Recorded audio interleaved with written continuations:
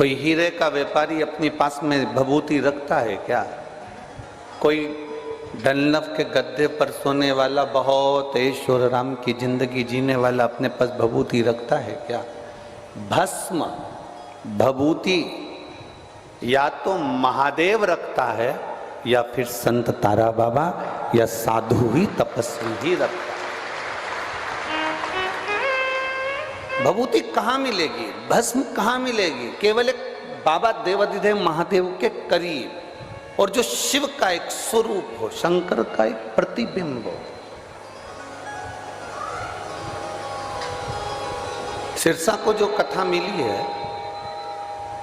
सिरसा हरियाणा में जो ये कथा हो रही है, तारा बाबा की कुटिया पर जो ये कथा चल रही है, इस कथा का नाम श्री गुरु शिव पुराण दिया है।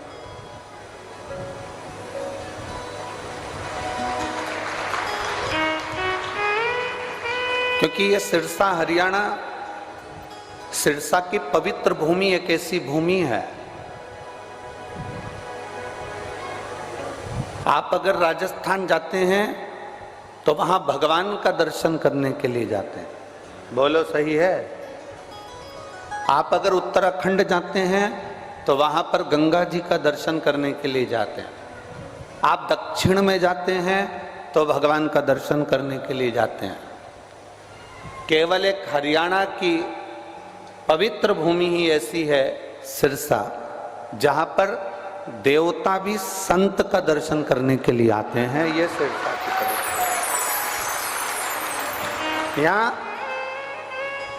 जिस सिरसा हरियाणा में कथा चल रही है, यहाँ की आप पूरी भूमि को टटोलिए, पूरे संतों की, बिहारी जी हों, तारा बाबा हों, अन्य जितने बाबा, और यहाँ तक इस पवित्र भूमि पर गुरु नानक देव जी महाराज भी आकर विराजमान होकर आनंद लेकर गए हैं। ये वो पवित्र भूमि सिरसा की है, जहाँ पर गुरु नानक देव जी भी कुछ दिन विराजमान होकर भगवान की विरल भक्ति को धारण कर गुरु गोविंद देव जी भी। कोई सहजता नहीं है महाराज, जो पहचान गया वो पहचान गया, जो ना पहचाना उसके हाथ से हीरा छूट गया। आप ये विचार ना करें कि 1 नंबर में बैठे, कि 2 नंबर में बैठे, कि 3 नंबर में बैठे। तुम इतना अंदाजा जरूर लगा कर बैठना कि अभी तक आप कथा के पंडाल में बैठते थे, अभी तक आप अपने घर में बैठते थे। ये पहली कथा है जो संत के घर के अंदर बैठकर कथा सुन रहे, संत की कुटिया में, ये कुटिया के अंदर बैठकर कथा सुन। अब यहाँ हम मानते हैं, उसमें उन्होंने पत्र में लिखा कि हमारा वाला पंडाल पूरा भर चुका है, लोग बाहर खड़े हुए हैं। हम मानते हैं जितने पंडाल यहाँ गोपाल भैया और गोविंद भैया, आपने अंदाजा लगाया होगा कि एक पंडाल भराएगा, दूसरा भराएगा, तीसरा भराएगा, पर आप एक बार बाहर राउंड लगा कर आना, जितने पंडाल लगे हैं वो पंडाल तो फुल हो चुके हैं। लोग तारा बाबा के रोड पर बैठकर कथा श्रवण कर रहे हैं।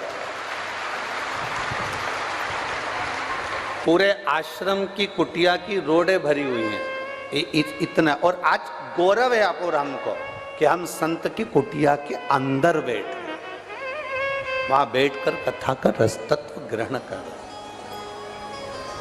और खाली ना जाता कोई दर से तुम्हारे,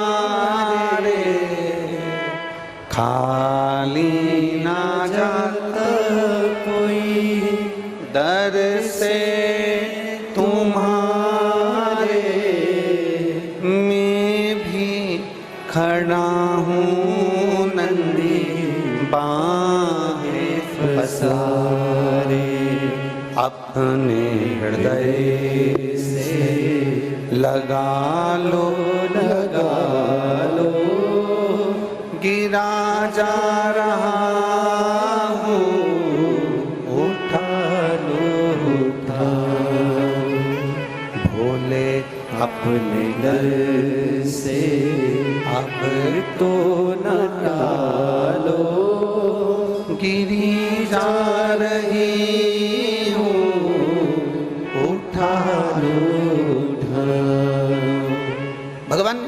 की अविरल भक्ति, भगवान शंकर का संवाद, भगवान शंकर का स्मरण, भगवान शिव की अविरल भक्ति को प्राप्त करने का ये मौका मिला है। फागुन का महीना प्रारंभ हुआ है।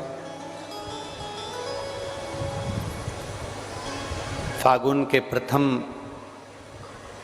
महीने के प्रथम दिवस में आप और हम ये कथा सुनने के लिए बैठे हैं। गुरु के रंग में, बाबा के रंग में, मेरे कुबेर भंडारी के रंग में, मेरे तारकेश्वर महादेव के रंग में, ऐसे रंग जाओ 7 दिन, ऐसे कोई शुद्ध ना रहे, कोई शुद्ध।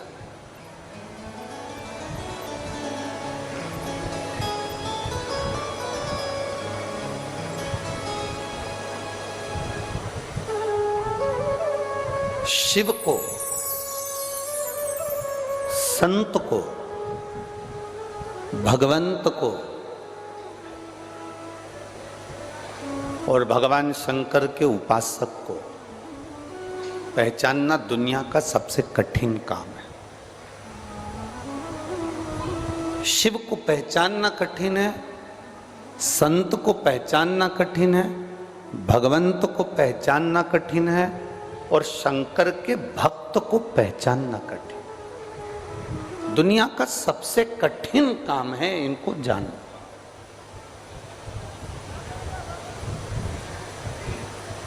दुनिया का सबसे कठिन काम है इनको पहचान। घर में भी माता पिता जब तक जिंदा रहते हैं तो हम उनको पहचान नहीं पाते।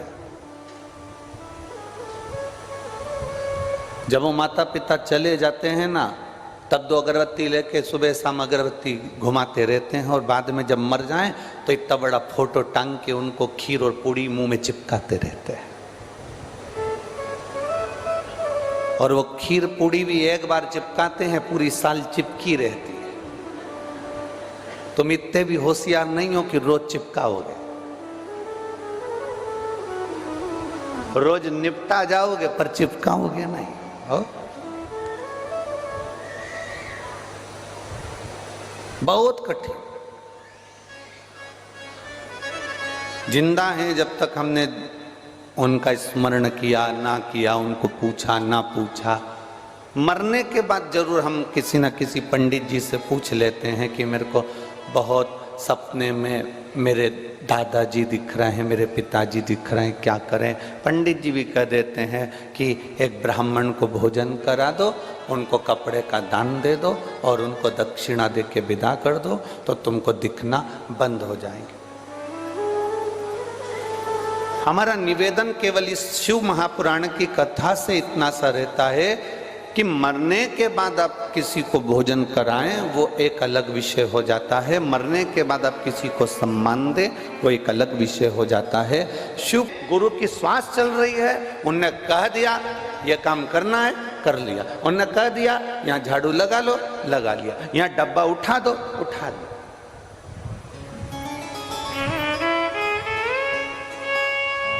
गुरु की सेवा कोई साधारण है क्या?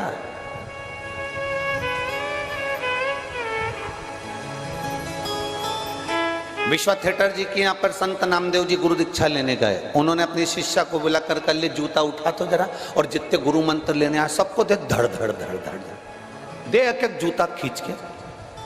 शिष्या ने कहा गुरु जी वो गुरु मंत्र लेने आए। तो विश्वा थिएटर जी बोले मैं भी तो मंत्र ही दे रही हूँ, दे धड़ धड़ के एक एक जूता मार लपक लपक के। और उठाया जूता और दे धड़ धड़ धड़ धड़ धड़ धड़। अब गुरु तो गुरु होते, बड़े अटपटे होते हैं, गुरु को पहचानना ही तो कठिन है।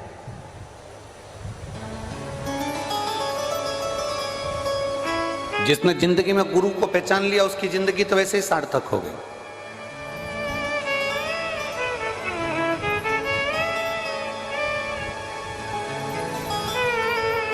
जो गुरु को नहीं जाना, कितना एक गांव के व्यक्ति ने सोचा मेरे को गुरु मंत्र लेना है। वो निकल गया, जंगल में गुरु जी रहते थे तो उसने सोचा मैं जंगल में जाके गुरु मंत्र लूंगा। रात भर चला, सुबह सुबह जंगल में पहुंच गया। सुबह सुबह जब वो जंगल में पहुंचा तो वहां उसको गुरुजी की कुटिया नहीं मिली। अब गुरुजी की कुटिया नहीं मिली तो वहां पर सुबह सुबह कोई बैठा हुआ था सोच कर्म करने के लिए, डब्बा लेके लोटा लेके बैठा था। इसने उससे पूछा, क्यों रे वो गुरुजी की कुटिया कहां पर है? उसने नहीं बताया, क्योंकि वो सुबह सुबह बैठा हुआ है सोच कर्म करने के लिए, लोटा लेके बैठा है। क्यों रे गुरुजी की कुटिया कहां है? उसने नहीं बताया। इसको गुस्सा है, इसने जूता फेंक के मार दिया। बता, मुंह से आवाज नहीं निकल रही। जो जूता फेंक कर मारा और चले गया आगे। जो आगे गया तो उसको कुटिया मिल गई। जो कुटिया मिली गुरुजी की, इतने में वहां जाकर पूछा, क्यों गुरुजी हैं क्या? तो उन्होंने कहा अभी आते होंगे। अब इसको क्या मालूम था कि ये वही गुरुजी हैं जो लोटा लेके बैठे थे। इसको क्या मालूम, गुरुजी आते होंगे। जैसे ही कहा आते होंगे, और जैसे ही उन्होंने बस वो गुरुजी आए और आते से उन्हें डब्बा रखा, इसने अपना मुंह छुपाया। ये तो वही है जिसको मैंने जूता फेंक के मारा था। और उसने अपना चेहरा छुपाया। गुरुजी ने कहा अपना मुंह तो दिखाओ, क्यों आए हो? कि गुरु मंत्र लेने के लिए आए हो। अच्छा हाँ, लो मुंह दिखाओ तुम्हारा। मुंह नहीं दिखाऊंगा, तुम तो ऐसे ही मंत्र दे दो। नहीं नहीं, मुंह तो दिखाना पड़ेगा। नहीं, हम नहीं दिखाएंगे, हमको तो मंत्र दे दो। गुरुजी ने अपने चेलों से कहा जरा इसका कपड़ा हटाओ। जो कपड़ा हटाया तो इसने उसी को देखा, ये तो वही है जिनको मैंने जूता फेंक कर मारा था। इतने में चरणों में पड़ गया, गुरुदेव गुरुदेव मैं क्षमा चाहता हूँ, मैंने आपको जूता फेंक कर मार दिया। गुरुजी बोले कोई घबराने की बात नहीं है। हमारी माँ कहती थी मटका खरीदने जाओ तो उसको बजा के देखो। तुम गुरु करने आए हो तो गुरु को बजा के देख लिया। उसमें क्या है इंसान, उसमें कोई विषय वाला ये सोचनी नहीं है। महाराज पानी पियो छान और गुरु करो, विचार करो, बहुत सोचो विचारो, सहज नहीं गुरु की कृपा, सहज नहीं। जब गुरु ये काम कर लो, कर लो। क्रोध भी आया, चिल्ला भी दिए, अपशब्द कह भी दिए,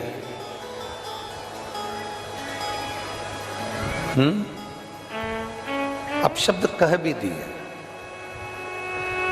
ताने दे भी दिए, आड़ा टेढ़ा बोल भी दिया। एक बात हमेशा याद रखना, शिव को क्रोध आता है तो वो सृष्टि का कल्याण कर देते हैं, जीवों का कल्याण कर देते हैं। लोग कहते हैं शंकर जी रुद्र हैं, क्रोधी हैं, क्रोध आता है उनको। एक बात अपने अंदर उतार कर रखना, शिव को क्रोध आता है तो वो जगत का कल्याण कर देते हैं, और गुरु को अगर क्रोध आता है तो वो शिष्य का कल्याण कर देते हैं, ये निश्चित है। पीछे की आवाज खोलो, सबसे पीछे की।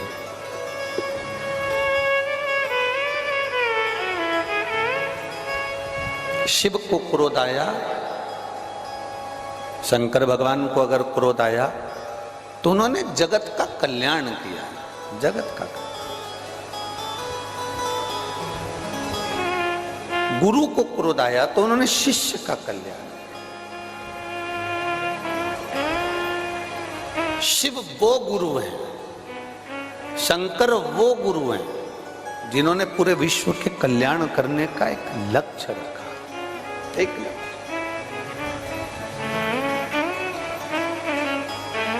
और तेरी कृपा बिना ना हिले एक भी अणु, लेते हैं श्वास तेरी कृपा से तनु तनु।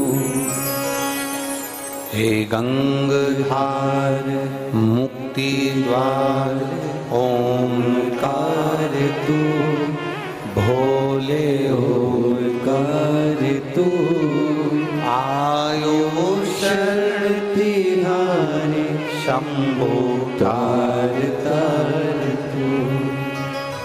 शिव गुरु है।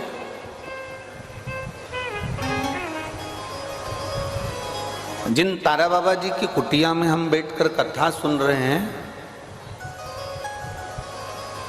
इनका जन्म भी शिवरात्रि का है और इनकी जो ज्योति उस शिव में समाहित हुई, इनकी जो आत्मा परमात्मा में वापस जाकर मिली, वो तिथि भी शिवरात्रि है।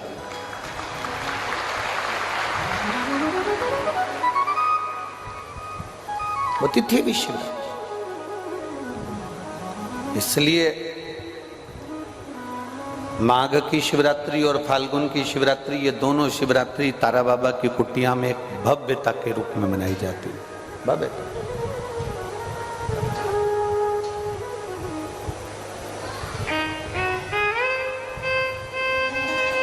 गोविंद जी, दुनिया के लोग कहते हैं कि शिवरात्रि के दिन भगवान शंकर की पार्वती जी के साथ शादी हुई। ये दुनिया के लोग कहते हैं। पर यदि जिसने शिव पुराण की कथा अगर अच्छे से सुनी हो और पढ़ी हो, तो शिव जी की शादी की जो तारीख है वो ये नहीं है। हमने पहले भी उसका वर्णन किया। भगवान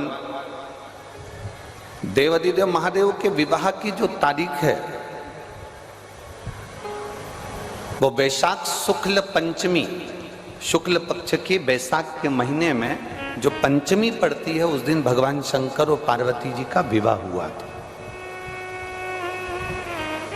ये जो शिवरात्रि है, ये विवाह की रात्रि नहीं है। ये शिवरात्रि ब्रह्मा और भगवान विष्णु ने भगवान शंकर को पहचानने के लिए पृथ्वी पर भगवान शंकर के प्रथम शिवलिंग को प्रकट करा था। तो ये शंकर जी के जन्म की शिवरात्रि है, प्रागट्य की शिवरात्रि।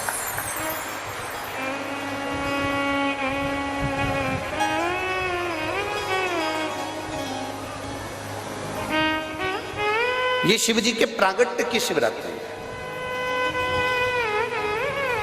जैसे तारा बाबा जी का जो जन्म है वो शिवरात्रि का मान है। ये शिवरात्रि जो आएगी, माघ की शिवरात्रि, जो मूल शिवरात्रि होती है, जिस दिन शिवरात्रि के दिन भगवान ब्रह्मदेव और भगवान नारायण ने भगवान शंकर को एक पर्वत को घुमाकर उनके लिंग की आकृति, उनका स्वरूप प्रकट किया, उनका स्वरूप प्रकट किया, उनका जन्म। आपसे कोई पूछे कि शंकर जी का जन्म कब हुआ, तो आप बिल्कुल बेझिझक कह सकते हो शिवरात्रि के दिन, हैप्पी बर्थडे ने टू यू। उसमें तुम्हें सोचना नहीं है।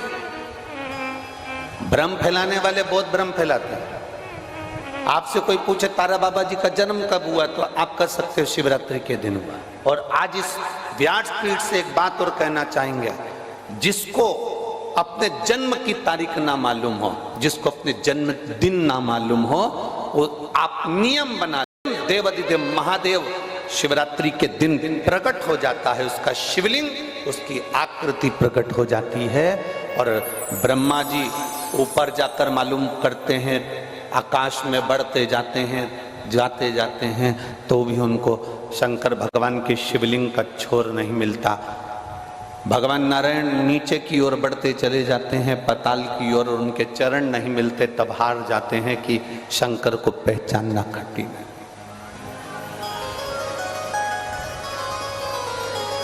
शिव को पहचानना, शिव को जानना कठिन है, बहुत कठिन।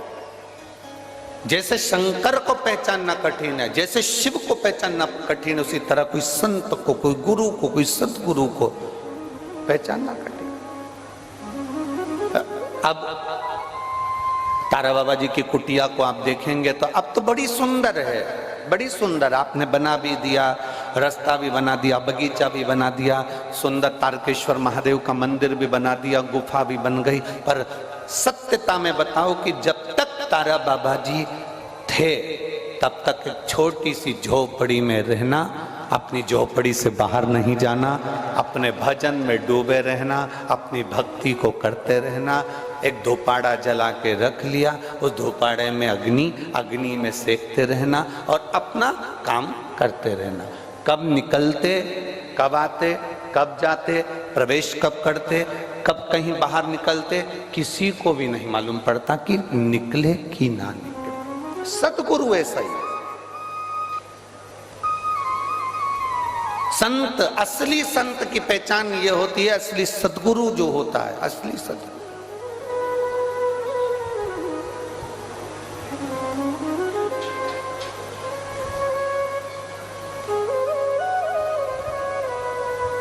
हमने यहां देखा तारा बाबा जी की कुटिया के बाहर से दर्शन कराते हैं, उनके समाधि स्थल के कराते हैं, बाहर से दर्शन, बाहर से दर्शन, समाधि स्थल का जो दर्शन कराते हैं बाहर से कराते हैं।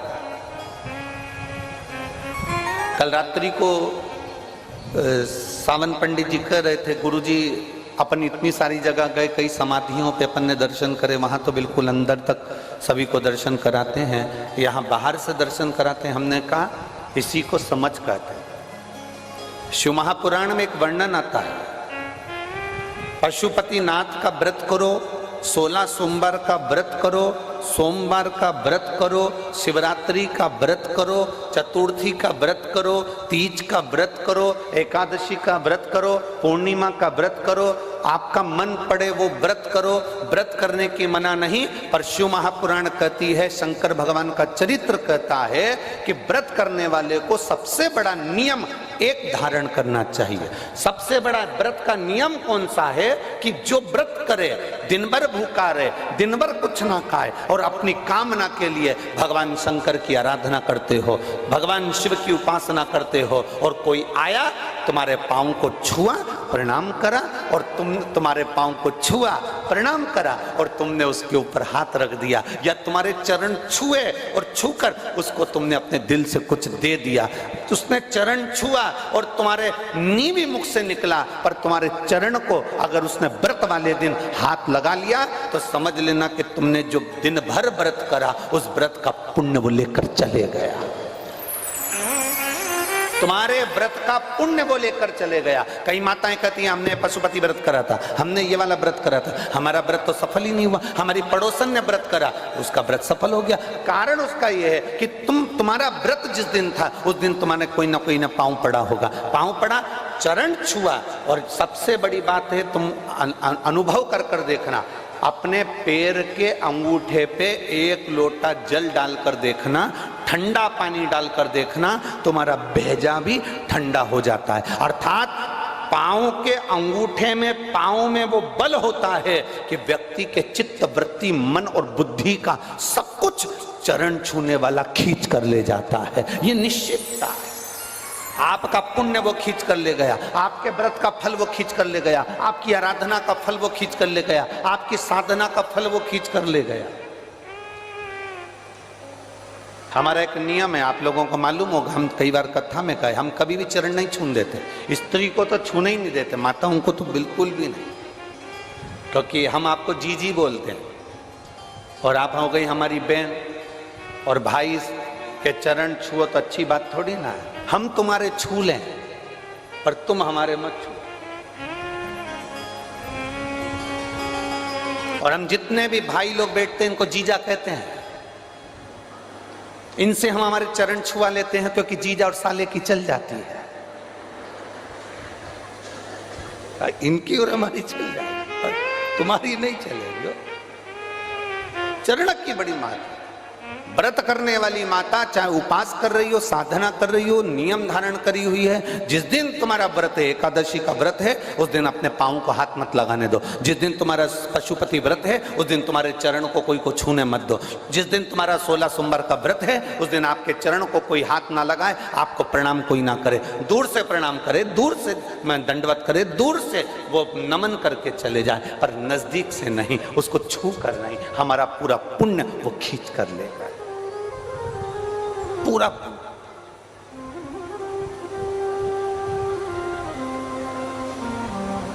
भगवान नारायण के चरण दिखते हैं, बोलो दिखते हैं कि नहीं दिखते?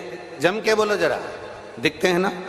भगवान ब्रह्मा जी के चरण दिखते हैं, माता लक्ष्मी के चरण दिखते हैं, भगवान ब्रह्माणी के चरण दिखते हैं, इंद्राणी के चरण दिखते हैं, गरुण देव, वरुण देव सबके चरण दिखते हैं। केवल एक शिवलिंग शंकर भगवान का केवल एक शिवलिंग ऐसा होता है जिसके चरण नजर नहीं आते कि इनके चरण कहां पर,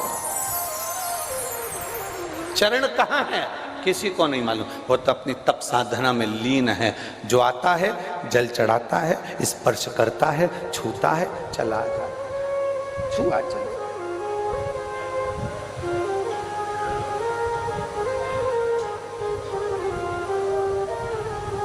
एक महिला ने एक पत्र भेजा,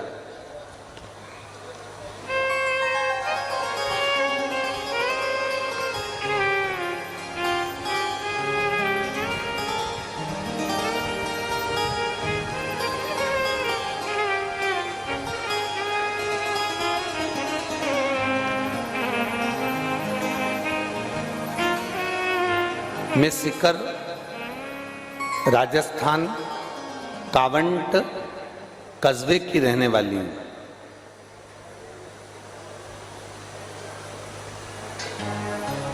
अब पंडाल बहुत सारे हैं, तुम जिस भी पंडाल में बैठे हो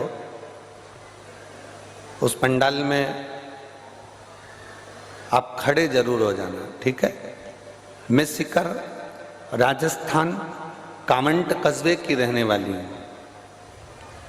मेरी भाभी के उदर में पेट में 7 महीने का गर्भ था।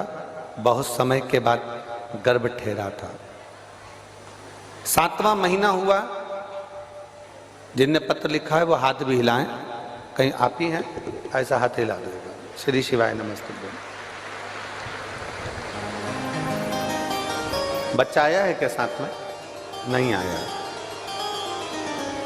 7वां महीना था। डॉक्टर ने उसकी रिपोर्ट देखी और रिपोर्ट देखते से कह दिया ये बच्चे के हाथ और पांव नहीं बने हैं। इस बच्चे का केवल धड़कन कुछ मात्रा में चल रही है और इसके हाथ पैर नहीं बने हैं। ये बच्चा पूरा विक्षिप्त है, नाक नहीं बनी, कान नहीं बना। 7वां महीना चल रहा है। इस बच्चे को तुम गिरवा दो, ये बच्चा मत रखिए, इसका ऑपरेशन करवा दीजिए, ये बच्चा ठीक नहीं है। तभी मेरी बड़ी बहन ने भाभी जी को बताया। टीवी पर आस्था चैनल पर कथा आती है और वो सियोर वाला महाराज कहता है 1 लोटा जल चढ़ाओ, उसका पानी लाकर आचमन करो, 1 बेलपत्र चढ़ाओ, उसको खाओ।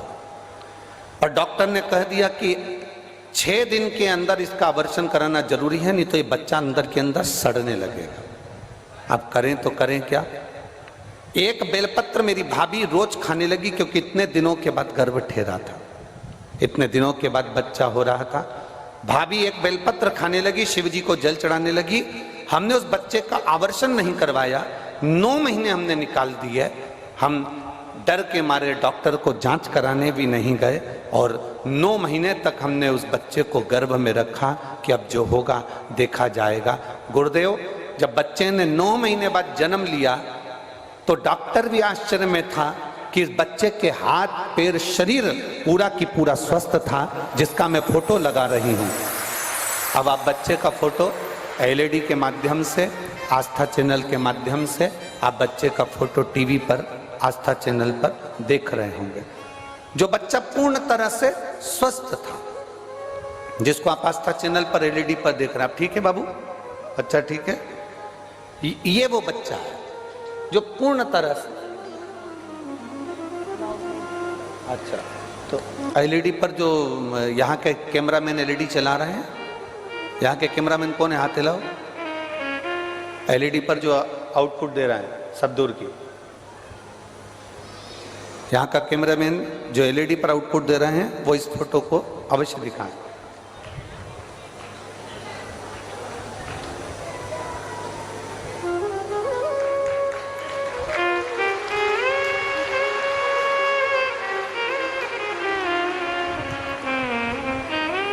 दिखा है एलईडी पर, दिखा कि नहीं दिखा? दिखा है। आस्था चैनल पर भी ये फोटो दिखाया गया है। जो एलईडियां चल रही हैं उस पर भी आप इस फोटो को देख सकते हैं। बैठो बहन। श्री शिवाय नमस्तुभ्यं। शिव तत्व की प्राप्ति इसी को कहा। आप जितने विश्वास से, जितने भरोसे से आप पर जरूर करता है। और एक बात अपने भीतर उतार कर रखना, अभी तक जो कथा हो रही थी वो पंडाल में हो रही थी और आप पंडाल से अपने घर जा रहे थे। पहली कथा है जो तारा बाबा की कुटिया में अर्थात संत के घर में हो रही है। तो अब की बार विदाई भी जरा जोरदार होगी, तुम चिंता ना करो। दो का घर है, एक तारकेश्वर महादेव जी बैठे हैं, शिव पुराण की कथा हो रही है। और कथा किनके घर में हो रही है? तारा बाबा की, जम झम के तो बोलो, तारा बाबा की कुटिया में। अब अभी तक एक ही गिफ्ट मिलता था, अब की बार तो दोनों हाथ में लड्डू हैं।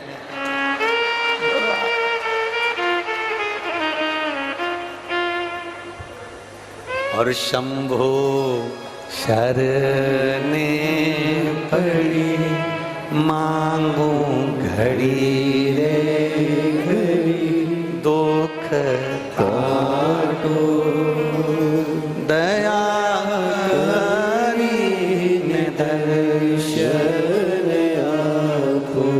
देने में पीछे नहीं है, बहुत देता। उसको भजने वाला चाहिए, उसका स्मरण करने वाला चाहिए, उसका मंत्र जाप करने वाला चाहिए। आप जितना देर कथा के पंडाल में बैठो, जितनी देर तारा बाबा की कुटिया में बैठो, तारा बाबा की कुटिया में जहां तुमको मर्जी पड़ जाए, पेड़ के नीचे, डाली के नीचे, छत के नीचे, खुले में, जहां तुमको जगह मिल जाए, जहां तक आवाज जा रही हो, वहां बैठकर जितनी देर बन सके उतनी देर भगवान शंकर की अविरल भक्ति कथा को धारण करो, शिव तत्व को धारण, उसको पहचानने का प्रयास करो, उसको जानने का प्रयास करो। नहीं पहचाना था देवराज, देवराज नहीं पहचान पाया।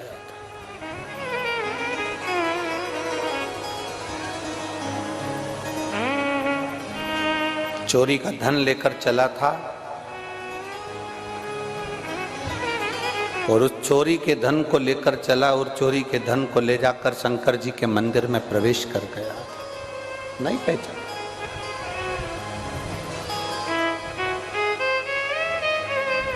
उसको तो लगा जैसे सभी मंदिर हैं वैसे वो शिव का मंदिर है, जैसे सारे मंदिर हैं वैसे शंकर का मंदिर है। नहीं, सभी मंदिरों से शंकर जी के मंदिर की गणना नहीं करी जा सकती। राम जी का मंदिर है तो उसको राम मंदिर कहेंगे, कृष्ण का मंदिर है तो उसको कृष्ण का मंदिर कहेंगे, देवी का मंदिर है तो उसको देवी का मंदिर कहेंगे, नवग्रह का मंदिर है तो उसको नवग्रह का मंदिर कहेंगे, दत्त का मंदिर है तो उसको दत्त का मंदिर कहेंगे। केवल एक शंकर भगवान का स्थान ऐसा होता है जिसको मंदिर नहीं कहा जाता, जिसको शिवालय कहा जाता है कि वो शिवालय है। जहां शंकर भगवान का शिवलिंग होता है, भले मंदिर जैसी आकृति हो, भले मंदिर जैसा बना हो, पर शंकर भगवान के मंदिर को शंकर भगवान का मंदिर नहीं कहते, शिव जी के मंदिर को शिव मंदिर नहीं कहते, शंकर के मंदिर को शिवालय कहते हैं। मंदिर वो होता है जिस मंदिर में भगवान की मूर्ति एक बार स्थापित हो जाती है, वो बाहर नहीं निकलती। शिवालय एक ऐसा होता है जिसके बाहर नंदी बैठा होता है। नंदी बैठा है, समझ लो गाड़ी में हारन बज रहा है, ड्राइवर तैयार है, मतलब गाड़ी भुड़ भुड़ कर रही है, मतलब सेठ आएगा, गाड़ी में बैठेगा, बाहर जरूर जाएगा। उसी तरह जिस मंदिर के बाहर नंदी बैठा होता है उस मंदिर को मंदिर नहीं शिवालय कहा जाता है। मतलब ये याद रखना कि भगवान शंकर मंदिर के अंदर तो दिन भर रहते हैं, पर प्रदोष काल के समय पर प्रतिदिन मंदिर से बाहर निकल जाते हैं और अपने भक्त के घर पहुंच जाते हैं। उसको शिवालय कहा, उसको शिवालय कहते हैं। शिवालय में केवल भगवान रहता नहीं है, शिवालय से बाहर भी जाता है। शिवालय में केवल भगवान रहता नहीं है, वो शिवालय के बाहर पहुंचता भी।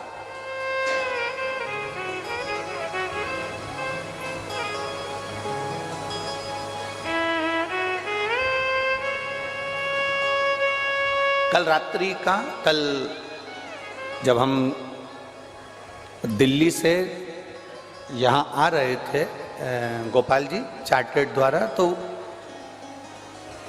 आप जो चार्टर्ड प्लेन भेजे थे उसका जो एक साथ में कोई भैया थे वो साथ में आए थे यहाँ तक छोड़ने के लिए, तो वो हमसे प्रश्न करें। अब हम उनका स्मरण नाम तो नहीं जानते, परंतु वो हमारे साथ बैठ कर आए थे, आपके स्मरण में होगा वो। तो उन्होंने एक प्रश्न किया कि आप शिव कथा करते हैं, तारा बाबा जी की कुटिया में आप कथा करने के लिए हरियाणा जा रहे हैं, सिरसा।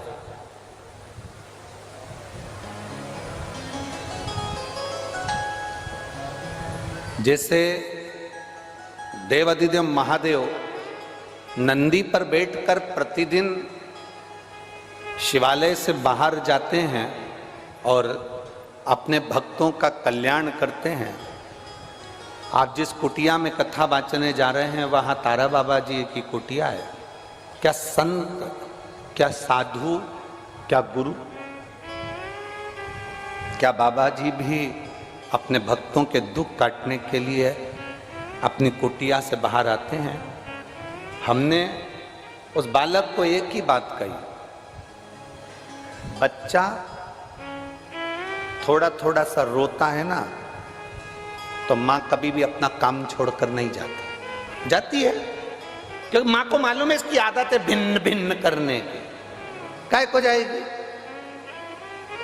वे करता रहे, माँ कपड़ा धोती रहे, वे करता रहे, माँ रोटी बनाती रहे, वे करता रहे, माँ अपना काम करती रहे, उसके पास नहीं जाती। पर बच्चा एकदम चीख के रो दे, एकदम चीखा और रो दिया, अब माँ कपड़ा छोड़ के जाएगी कि नहीं जाएगी? अरे बोलो तो सिरसा की जी जियो, कपड़ा छोड़ के जाएगी कि नहीं जाएगी? बच्चा एकदम चीख कर रोया तो माँ बर्तन छोड़ के जाएगी कि नहीं जाएगी? बच्चा एकदम चीख कर रोया, माँ भोजन बनाती बनाती जाएगी कि नहीं जाएगी? एकदम रोया है तो जाएगी। हमने उस बच्चे से कहा, व्यक्ति अगर दिन भर पे पे करे तो भगवान संत साधु नहीं आते, पर जब एकदम किसी अपने बच्चे पर, अपने भक्त पर जब दुख आता है तो तारा बाबा भी निकल कर बाहर चले जाते हैं। निश्चित संत, सन्यासी, तपस्वी, साधक, उपासक, माता पिता, गुरु और परमात्मा अपने भक्त के दुख को देखता नहीं है, वो उस दुख को काटने का प्रयास करता है। भक्त हार जाता है, भक्तों को लगता है मैंने 1 महीना इंतजार करा, मेरा तो काम ही नहीं हुआ, मैंने तो 2 महीना इंतजार करा, मेरा तो काम ही नहीं हुआ, मुझे तो गुरुजी ने यहाँ भेज दिया सिरसा, मुझे तो गुरुजी ने भेज दिया नोएडा, मुझे तो गुरुजी ने भेज दिया दिल्ली, मुझे तो गुरुजी ने भेज दिया मुंबई, मैंने 1 महीने इंतजार करा, मेरा काम नहीं हो रहा, मैंने 2 महीने इंतजार करा, मेरा काम नहीं हो रहा, मैंने 3 महीने इंतजार करा, मेरा काम नहीं हुआ। फिर आया गुरुजी के पास में, गुरुजी मेरी तो दशा ही नहीं सुधर रही। गुरुजी बोले मैंने तेरे को भेजा था ना, तू उस काम में वहीं पे पहुंच जा, यहाँ आया ही काय को, तू तो मैंने तुझे भेज दिया था ना, तू अपने काम में लग जा, तू काम में लगे रहे, तो बस इंतजार कर। और गुरु बोला है तो मतलब पत्थर की लकीर है, तेरा हाथ पकड़कर पार भी गुरु ही करता है। निश्चित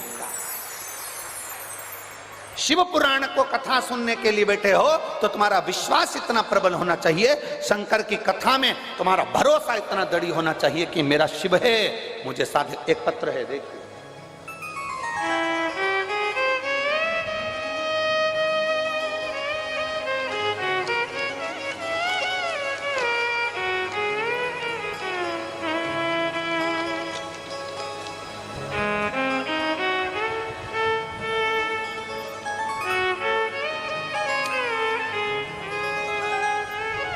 जगदीप सैनी पुत्र श्री संजय कुमार सैनी, मैं राजा पृथ्दक की नगरी पिहोवा जिला कुरुक्षेत्र हरियाणा से आया हूँ।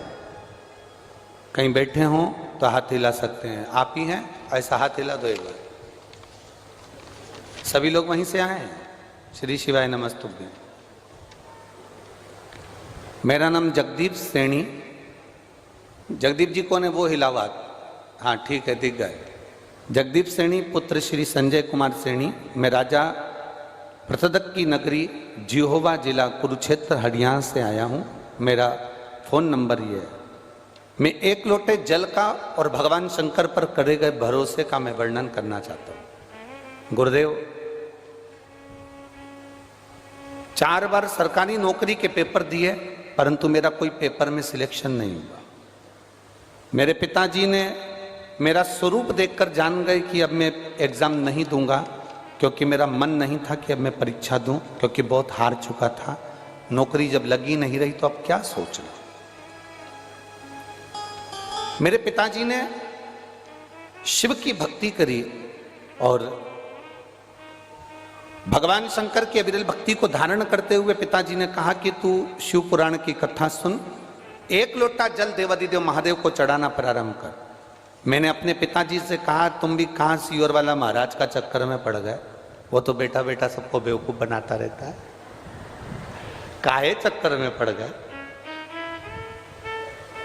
क्या ऐसा होता है कि शंकर को जल चढ़ाओ और नौकरी लग जाए?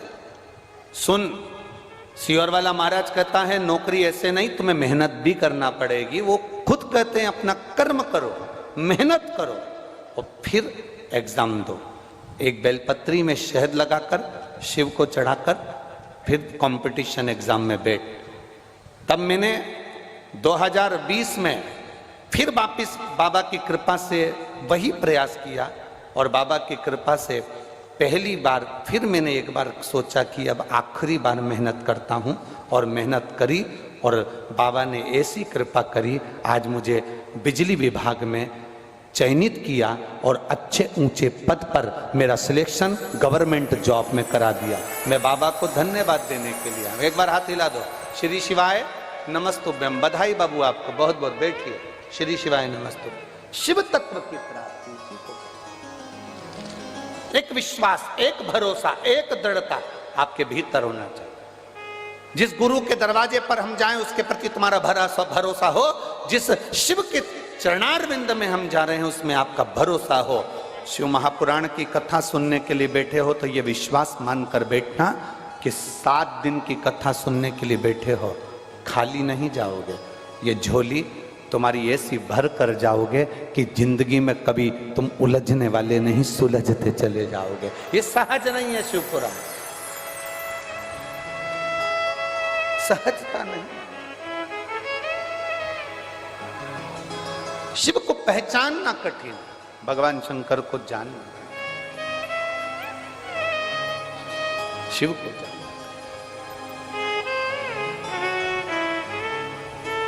और मैंने तेरे ही भरोसे, उसको पहचान लो, उसको जान लो, जान लो। सारी समस्या का हल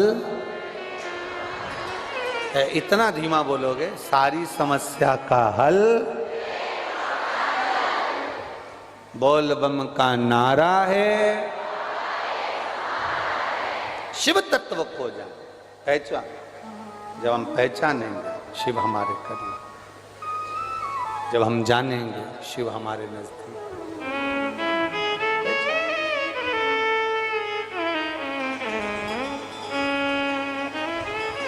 क्या नहीं देता, क्या नहीं दिया। रावण को बाबा तूने लंका दिया, रावण को बाबा तूने लंका दिया है, भस्मासुर को तूने कंगन दिया है, उसी ने तेरा पीछा किया भोले बाबा, उसी ने तेरा पीछा किया भोले बाबा, उसी ने तेरा पीछा किया भोले बाबा, उसी ने तेरा पीछा किया भोले बाबा। बमा बम भोले शंकर, गले में नाग भयंकर, बमा बम भोले शंकर, गले में नाग भयंकर। विपदा हमारी हर लो त्रिपुरारी बोले बाबा। विपदा हमारी हर लो त्रिपुरारी बोले बाबा। ओ विपदा हमारी हर लो त्रिपुरारी भोले बाबा।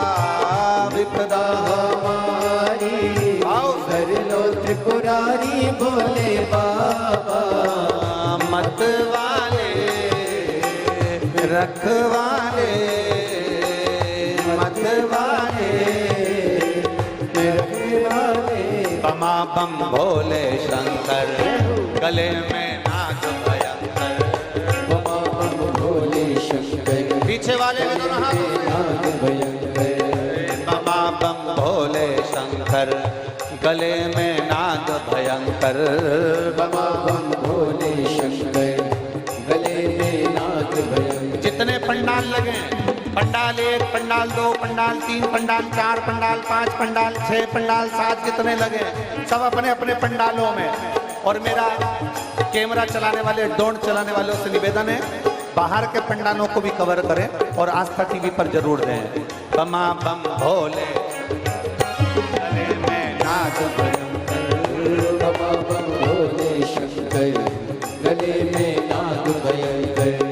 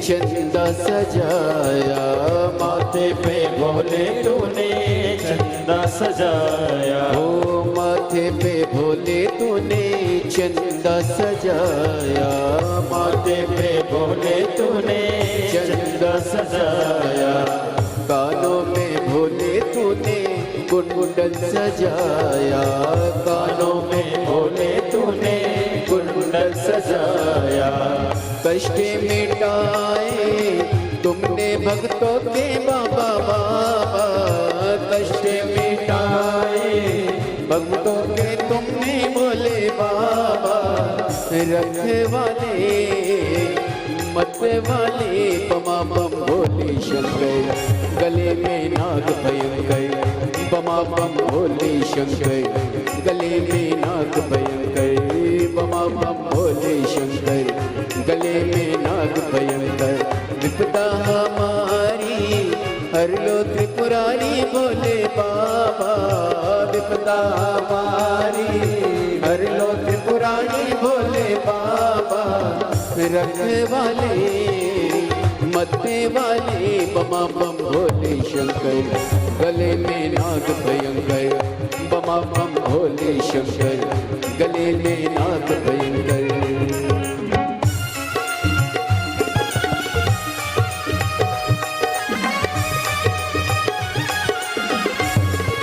शंभो इप्पो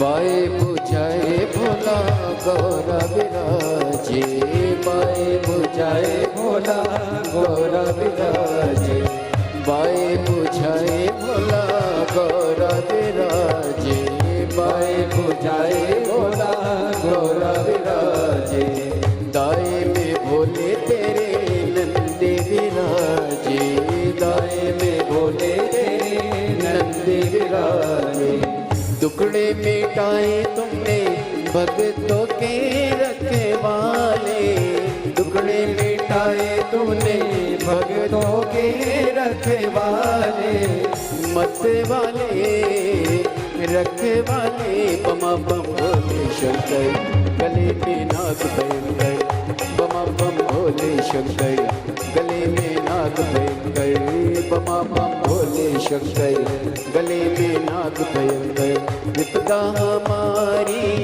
हर लो त्रिपुरारी भोले बाबा विपदा हमारी हर लो त्रिपुरारी भोले बाबा मत वाले रखे वाले बमा बम भोले शंकर गले में नाग भयंकर बमा बम भोले शंकर गले में नाग भयंकर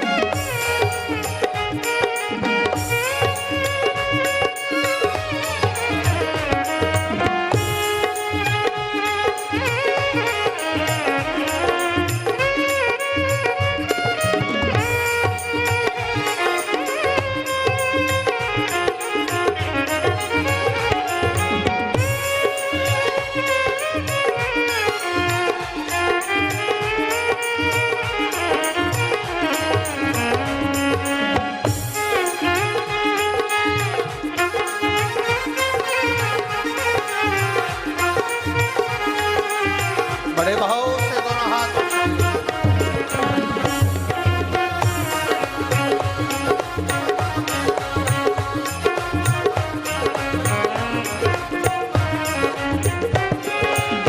मस्तक पे बाबा तेरे चंदा विराजे, मस्तक पे बाबा तेरे चंदा सजाया, मस्तक पे बाबा तेरे चंदा विराजे, मस्तक पे बाबा तेरे चंदा